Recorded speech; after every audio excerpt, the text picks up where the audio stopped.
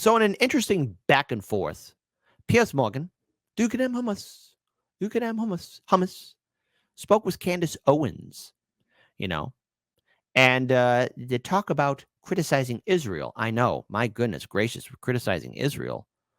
Oh boy, that's like a landmine. Don't you do that. Don't you do that. Don't you do that. Don't you criticize Israel. But apparently, Candace Owens gives her 2 cents. So let's go ahead and play this video. Are journalists afraid to critique Israel? My goodness gracious, Cretaceous. So let's go ahead and play this video for all of you to see. And I want to make sure everybody knows this, right? At the end of the day, you are going to have to account to God for the things that you allowed, the things that you were complicit in, and for the things that you did not have enough courage to state. Okay. The amount of death of Palestinian children has been unacceptable, full stop. Okay. Bibi Netanyahu, in my view, should not be given an invitation to Congress. I think it's unacceptable. I agree.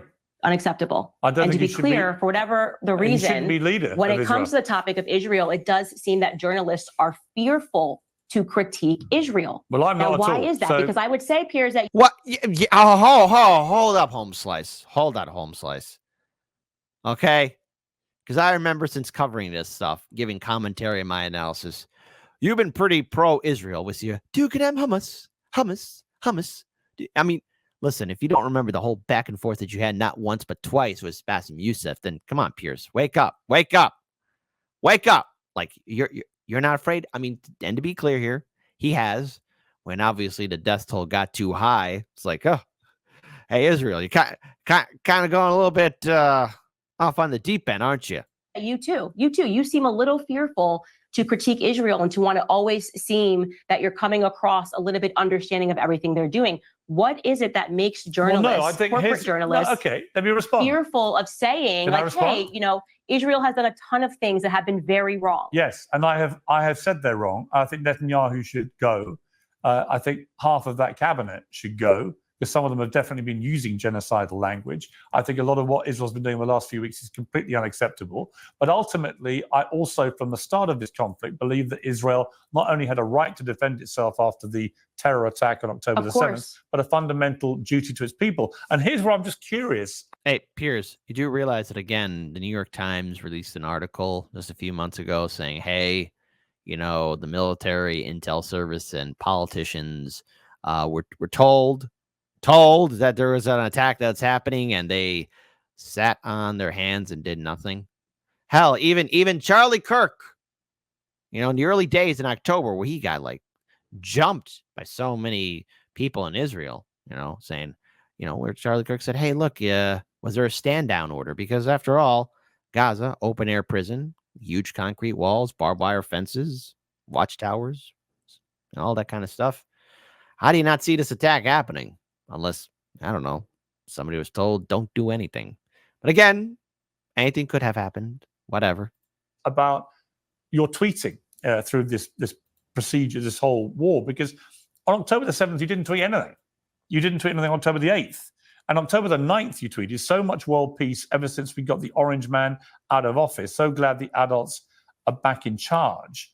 A lot of people say, well, if you care this much about innocent people being killed, why didn't you say anything when 1,200 people were massacred to death in the most brutal, barbaric manner in this awful terror attack by Hamas, and nearly 7,000 more were wounded, some of them catastrophically and irreparably? Why did that not compel you to say anything? Well, first and foremost, Israel's a foreign country. So typically I talk about topics that have to do with America. Secondly, you're only quoting my Twitter feed. I'm also on Facebook. I'm also on Instagram. I also had a daily. Come on, Piers. You're a corporate journalist. You're a corporate journalist. You should have had their Instagrams and their Facebook pages up there too. Podcast in which I did respond directly about what happened and called the events horrific. Multiple times said what Hamas did was absolutely horrific. So you're using a snapshot of my Twitter feed where you're acknowledging that I didn't tweet for days to suggest that I didn't have anything to say about what had happened. Now, to be clear, I am consistent on all matters. I do not want America involved whatsoever in anything that is happening in Israel. I don't want my dollars sent over to Israel. We should not be supporting Israel. Obviously, Thomas Massey has done a lot of work showing how it doesn't even make economic sense that we have so much debt and yet we're sending money over to support Israel. And the biggest issue, by the way, that I have with Israel and talking about them being above reproach is the fact that they are supplying the arms to murder Christians. Okay. In Armenia, the oldest Christian country in the world, and yet nobody talks about that. For whatever reason, it seems to be the circumstance that when Jewish people die in Israel, it's wall-to-wall coverage. But when Christians die all over the world, nobody... They got to make it about religion. Oh, it's got to be about religion. My goodness, my goodness, my goodness. You know, there's a video on YouTube. I don't know if it's still up or not, but this artist made this cartoon, which in the background is being sung, This Land Is Mine. And in it, it shows all the various characters. You know, I'm going to probably pull it up for a special Rumble end credit for today's episode, ending today's episode. And it shows all the various nations and kingdoms that went to occupy Israel. Like there's always been nothing but death and destruction, you know, or in Palestine, you know. So it's always been about land, power, religion, and we haven't escaped it even in this day and age.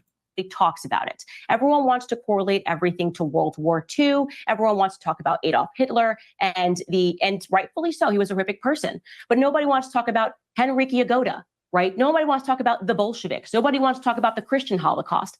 I am tired of the media, exhausted of the media not speaking about what is happening to Christians all around the world. And it is especially horrific while at the exact same time that it is happening, the slaughter of Christians in Armenia, the arms being supplied by Israel, that the media turns the other way and says, oh, okay, but what about what's happening in Israel? So you know what I'm asking for? Actual equality.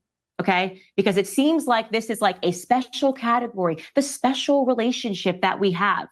I'm a Christian first, okay? And so my concerns are going to be with what's happening to Christians all around the world because it is us. We are the #1 most persecuted religion in the world.